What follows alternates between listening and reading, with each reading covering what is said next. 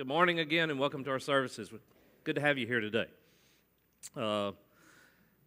Happy Father's Day to all the fathers out there, and in honor of Father's Day, we have fried chicken, so stay and eat, enjoy some lunch with us.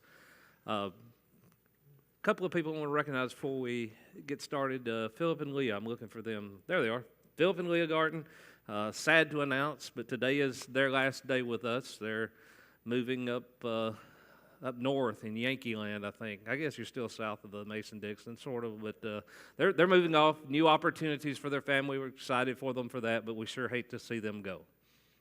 I saw we got several folks with little babies, but I saw John Michael and Ashley come in and ask him how it's like. I remember when I first started talking to him, or first met him a few years ago, it's still hard to picture him as a dad.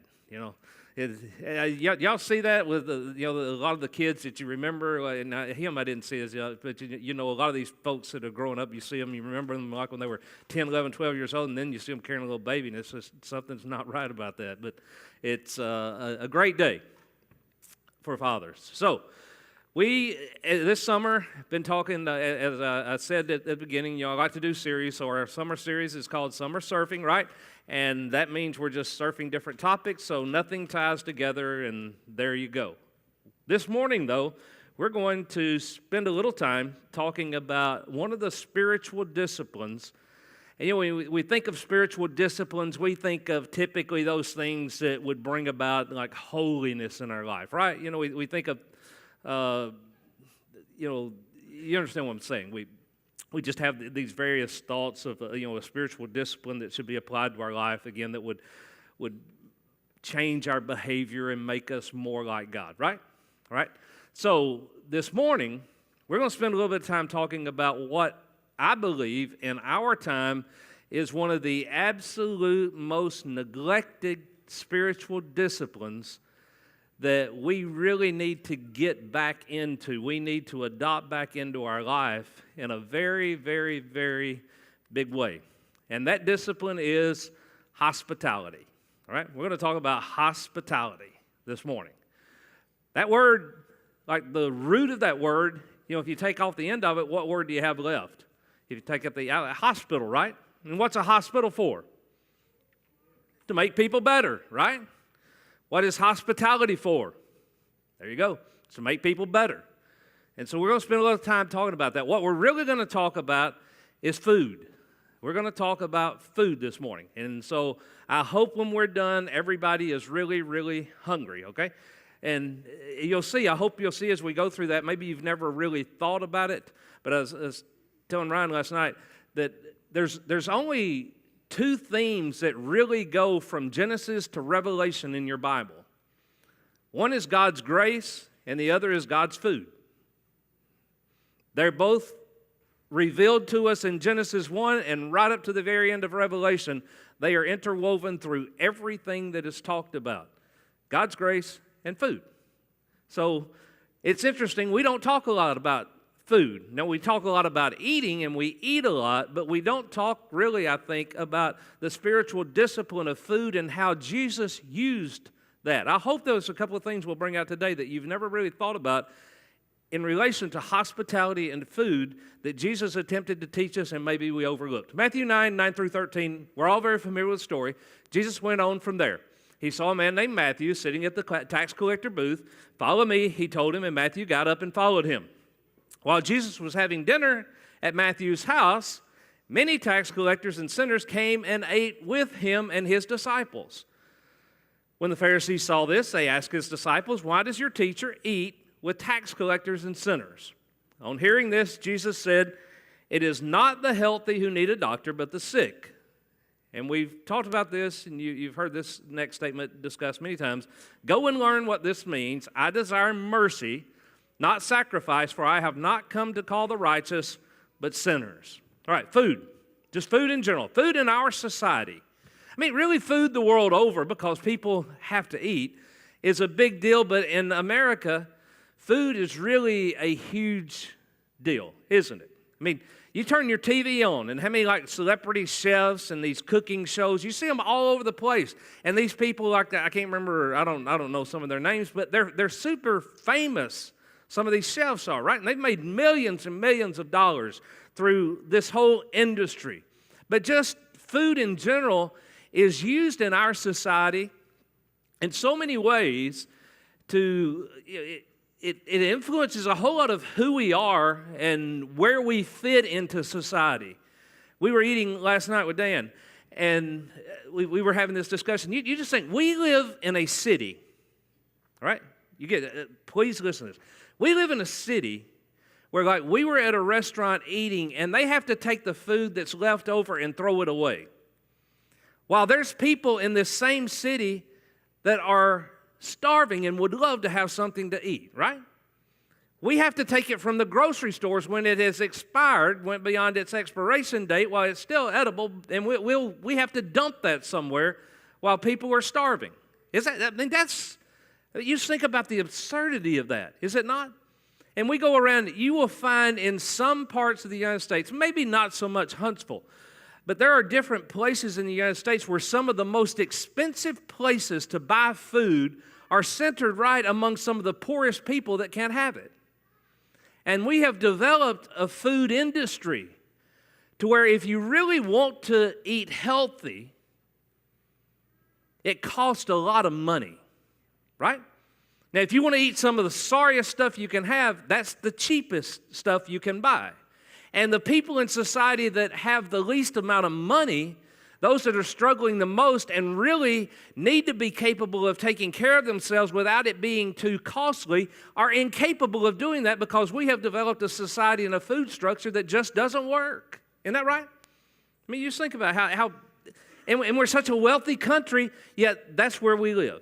But my point here is food in our society is a big deal. But it is not, even to the degree that we use food, it's not as big a deal as it was in Jesus' day. All right, I want to give you two different cultures, and you think about them just a little bit. The Roman culture, all right, they built their houses. They really designed and built their places of living around where you would eat, all right? And that was a big deal. And this is the way it was. Like, these people that you see eating, they would have been the center of that family. They would have been the ones that were close, the ones that were tied together, the ones that belonged, the ones that fit. All right? And they got to lounge around the immediate table. All right? Then you would have the servants, like those that served them. They would serve them, and then they could stand and be apart from them, separate from them, but they could sort of watch and observe, and they could have not the good, but they could have some of like the stuff that was left over when they were making it. Then outside you would have the slaves. They could only watch from the outside. And they would get whatever was, like last night, whatever was left over and nobody wanted, they could have that. That wasn't all they might get. But the point was their society and their culture with food was all built around 3 times a day. Listen to this. 3 times a day, their society told them where they fit.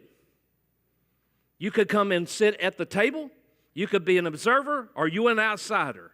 3 times a day that happened, and it clearly reminded you where you fit in their culture. And the Jewish culture that Jesus would have been more a part of was not really different than that. You go all the way back to the giving of the law, and we know this, and you read all the stuff in there, and you see how many rules there were associated with eating, right? And then they tacked on and added on a whole lot of rules associated with eating. And here's what was happening in the Jewish culture, similar to what's happening in ours, is that if you wanted to eat what they said was the best, if you didn't have the money, you just couldn't do it. So a lot of people couldn't do it. But the difference in ours and theirs is eating the right way and the best wasn't about being healthy, it was about being holy. If you didn't eat the way, and again, the Pharisees and others had tacked on so many eating rules, but if you couldn't eat that way, you were then considered, and we'll see this and I'll point it out again in a minute, you were a what? You were a sinner. You see, when we think of sinners, we think of those people that kill people and lie and steal and cheat. A sinner, like to those elite in that day and time in the Jewish culture, was someone that did not adopt all of these rules into their life and into their family. And they had taken all these special rules that were really designed for the temple, and they had brought them into people's personal lives. So if Jeff didn't eat that way, Jeff was a sinner. And Jeff couldn't eat that way because he couldn't afford to eat that way. So it was starve or be a sinner. That's the Jewish culture, all right? Leviticus 24, verse 8 says, this bread is to be set out before the Lord regularly, Sabbath after Sabbath, on behalf of the Israelites as a lasting covenant. I could have put a number of verses up here, but I just want you to know in the Old Testament and that Jewish culture and serving God, food was a major part. I mean, they brought food. It was a part of the temple worship and how you came before God. Food was big, okay? All right? Now, it's into this environment that we find Jesus now, and in his encounter with Matthew, what is the very first thing that we have knowledge of them doing together? Eating. Jesus says, hey, follow me. And you know there was more to it than, we've talked about this story before. It wasn't like Matthew never met Jesus and he didn't have any idea who he was, and Jesus walked along and said, follow me. And Matthew said, oh, okay, here I go. There's a little more to it than that. But the first encounter we have of them really engaging each other is Jesus goes over and they sit down and they eat. All right? Now again, what this did in their society and in our society, eating was all about exclusion. Again, it identified where you fit in the chain. And if you get nothing else before we go into the rest of the discussion of this, I want you to understand Jesus was continually eating with the wrong people according to his folks. All right? Time after time after time, we see him, and that's the accusation. Hey, he's eating with the wrong people. Shouldn't be eating with those people. Because those were the people we would exclude from a meal. We would not invite them to join us, and that's the very place Jesus is going to eat. They asked him, they said, why does your teacher eat with tax collectors and sinners? Now, folks, let me ask you this. In our society, do we not do the same thing a lot? Absolutely. You can go around, years ago you would see a sign a little different than this, but you can find signs all over the place where certain people are welcome and certain people are not. Not only do you see it like in restaurants, but you see it just in neighborhoods. You see it in all kinds of environments where we intentionally make it exclusive to certain people, or to exclude certain people. And Jesus now, where is he? He's eating with what? He's eating with the wrong folks. Tax collector, remember Roman culture, Jewish people were being oppressed, right? That's why people are oppressed. And Matthew, one of their own, is taking up the taxes for this Roman group of folks. So he would be as hated as anybody could possibly be. And then, like I said, the sinners, they were the ones that couldn't afford the organic type food of that day. They're the ones that, by the rules, they couldn't live that way, so they were viewed as sinners. They weren't the only ones, but this is a group of people that Jesus is hanging out with. And they said, after they accused Jesus, or he said, it is not the healthy who need a doctor, but the sick. But go and learn what this means. I desire mercy, not sacrifice, for I have not come to call the righteous, but sinners. Okay, now, I want you just to go with me for the next few minutes, all right? Because, again, when we think of spiritual disciplines, when we think of, being righteous and being holy, we think of what? If we want to, have a ministry to really reach out to the world, if we want to do something here at Monrovia that would really be impactful and reach out to people, we would design and come up with maybe some type of ministry in order to do that, right? Or if personally I want to be more spiritual, what am I, maybe, time in prayer, meditation on God's Word, all those. I'm not making light of all those things, but I want you to hear this. If we want to be like Jesus and do one of the things that can most impact the world around us, you'll have somebody over to dinner. Maybe you go out to a restaurant. Doesn't matter. But you will eat together. That is one of the most spiritual things that we can do, is just eat together. It's holy. It's spiritual. It's taught from Jesus. Look at this. If you can read the Gospels without getting hungry, you're just not paying attention. I mean, we were talking about this last night, but you go through Matthew, Mark, Luke, and John. What is Jesus continually doing? I mean, what was his very first miracle? What was it? They were at a party, and they ran out of the good stuff to drink, so he made more good stuff. That's Jesus, right? And you just see him continually. What is he doing when he meets somebody and he wants to impact them? I mean, when he's with his disciples at the very end, his apostles, right at the very end, and we've talked about Jesus giving his most impactful statements to them about what he's about and the seriousness of that conversation. Now, the pictures we have do not do that justice. They're doing what? They're eating. They're having a meal together. They're all together in a party type of eating environment. Now, it's very somber because of what's coming up, but they're always together. I mean, Jesus is always with people and there's food around and they're eating. We ought to learn from that, right? Luke chapter 5, Jesus eats with the tax collectors and sinners at Levi's house. Luke 7, Jesus is anointed at the home of Simon the Pharisee during a meal. Luke 9, Jesus feeds the 5,000. Luke 10, Jesus eats at the home of Mary and Martha. Luke 11, Jesus condemns the Pharisees and the teachers of the law where? At a meal.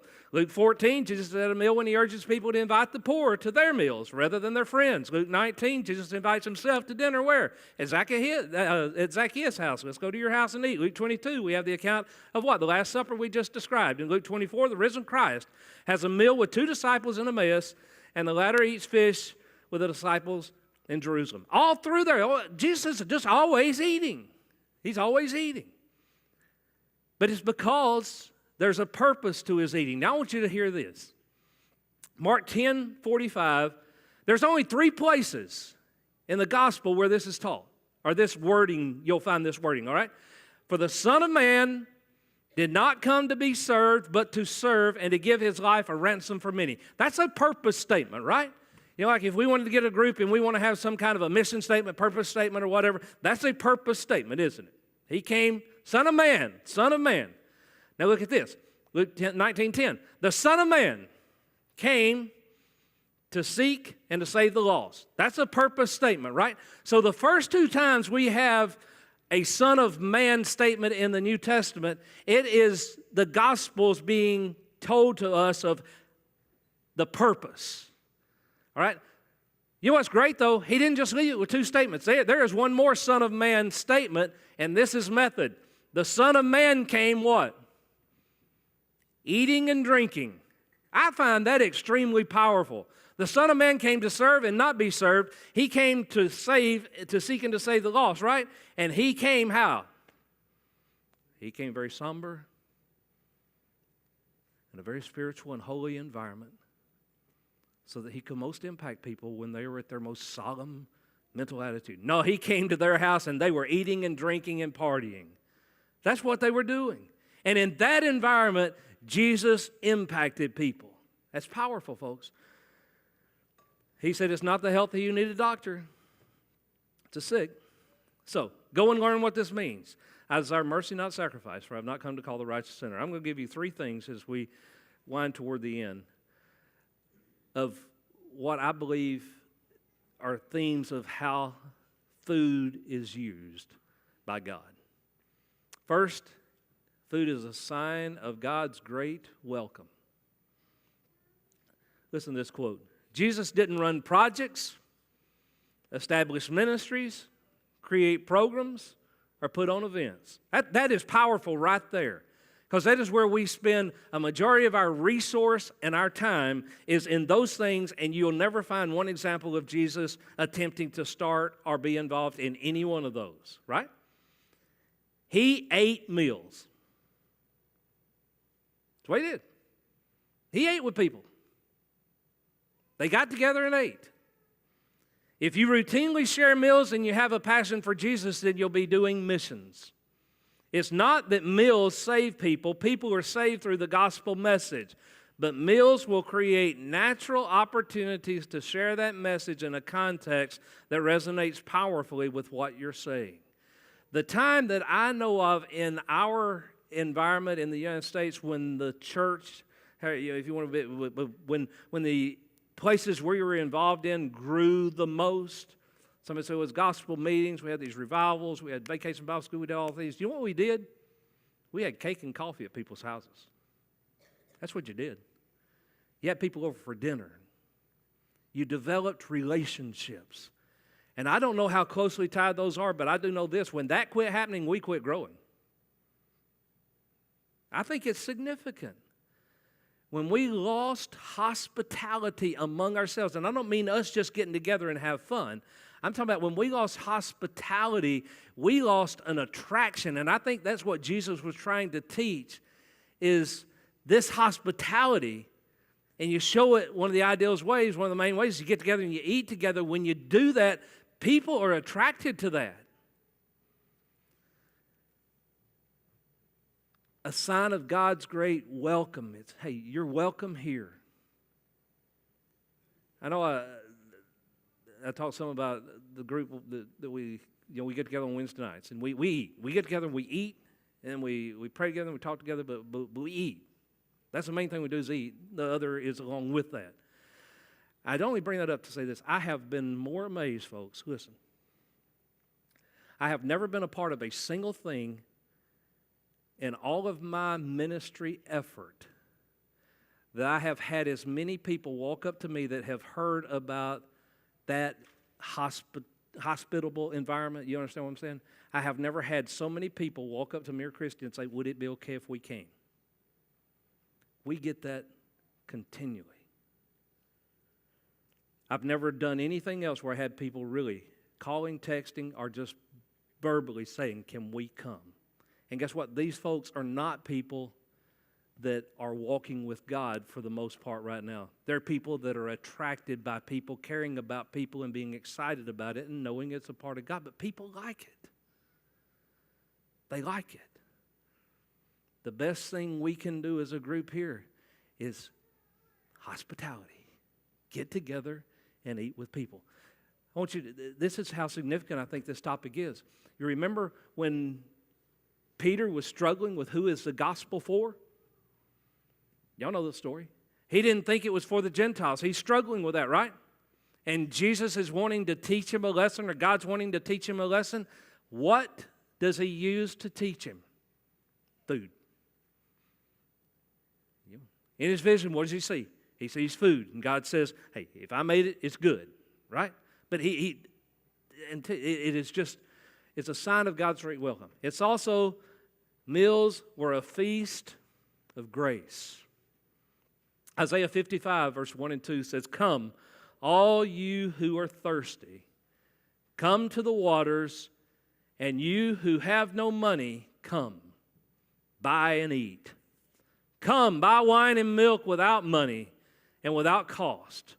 Why spend money on what is not bread and your labor on what does not satisfy? Listen.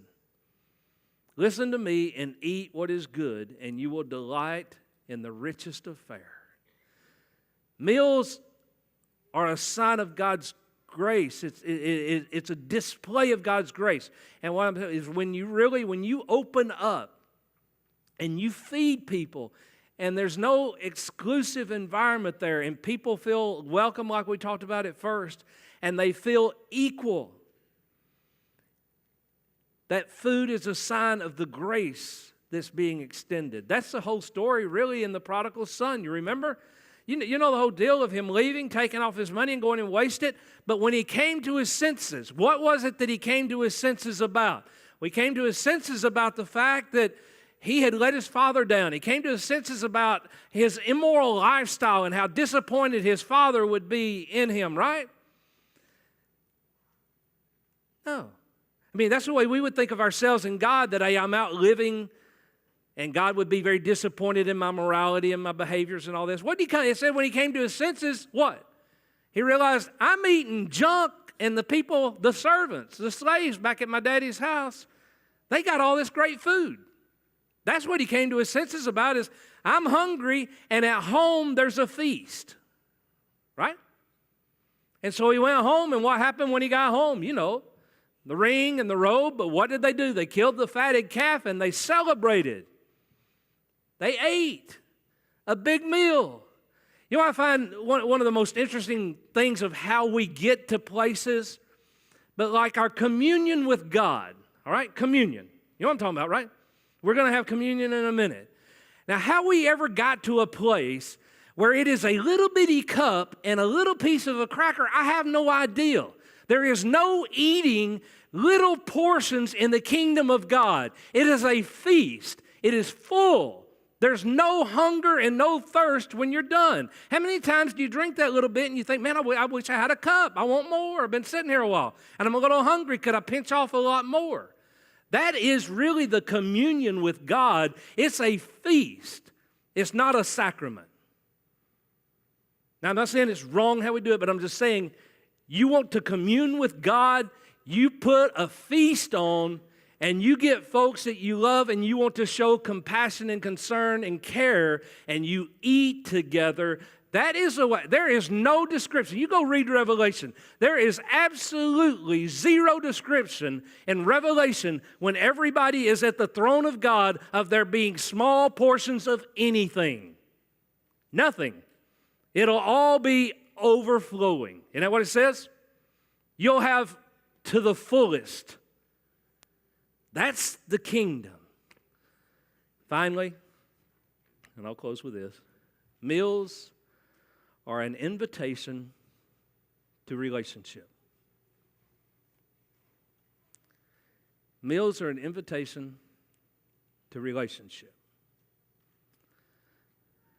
Eating together, it is amazing what it can do in your life. I told you, I've shared with you the walk of Kevin, and he passed away, and his funeral was this past week. Several of you were there. A lot of you supported Cindy and Kevin. That was just, or Cindy through the loss of her husband, Kevin. That was awesome. The most impactful thing I think that has ever happened in my life was this week, and I'm going to share it with you, just because I want you to know, I first met Cindy through playing tennis, but Kevin and I had a relationship through one thing. You know what it was? Eating together.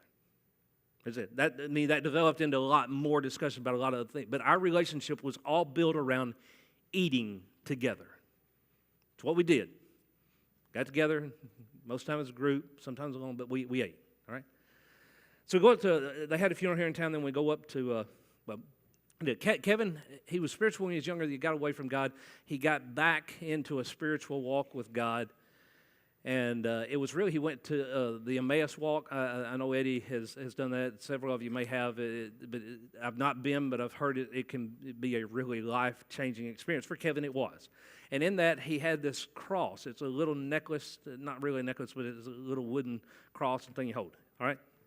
That sort of brought him back to God, got him back on track, and he tried to stay and walk with God throughout the rest of his life. Okay, so we're up in Tennessee, and they're doing the funeral, and then they're having the very last viewing or opportunity for viewing, but they've closed the casket. But Cindy had told them, and so we're all there together like the family in the last minute. She said, hey, you need to get that cross. So they had to open the casket back up and get the cross, and then she brought it over and gave it to me, and she said, I almost forgot and buried this with Kevin, but he said he wanted you to have this. And I got it. I share that story to say, I had no idea that I had been able to have some influence and impact with Kevin. But guess what, folks? It was in one place at a meal. We just ate together. And we talked about God together. And we shared a little bit about each other's lives together. Just at a meal. Last night, Chris and I had the blessing to eat with Dan and Cammie. And hope you get a chance today to speak to Ryan and Kirsty. All right? They're here from all the way from Ireland, right? A long way off. And as I understand their story, they first met in Jamaica at a meal, right? And I'm going to tell you, Ryan, and Kirsty, I really like you, Kirsty, but Ryan, I think, is the absolute, I wish I could just hang out with him all day, every day. He is the best, just charismatic, joyful, happy, content, funny man I've ever been around in my life. I think the world of you, Ryan. But I share that to say, the only environment Christy and I have ever encountered, Ryan and Kirsty, is where? Eating. We have never met, talked, had any discussion anywhere other than around a meal. And I think we consider ourselves good friends, not like the Allers, but and have a mutual respect and value for each other and for your spiritual walk and for ours. And it's just eating together. So, I'm done. I just want to encourage you to think about how God used food and think about how you as a family use food. Dan is a perfect example of somebody that uses food in a very wonderful way. Many of you do in a very wonderful way. I know we feel awkward. We've sort of lost how to do it. We don't feel like we're really good at it. But go home and prayerfully talk and consider together having more people into your house and just having a little food together. If you really want to impact the world for God, that's a very basic yet one of the most spiritual ways God encourages us to reach out. Let's sing.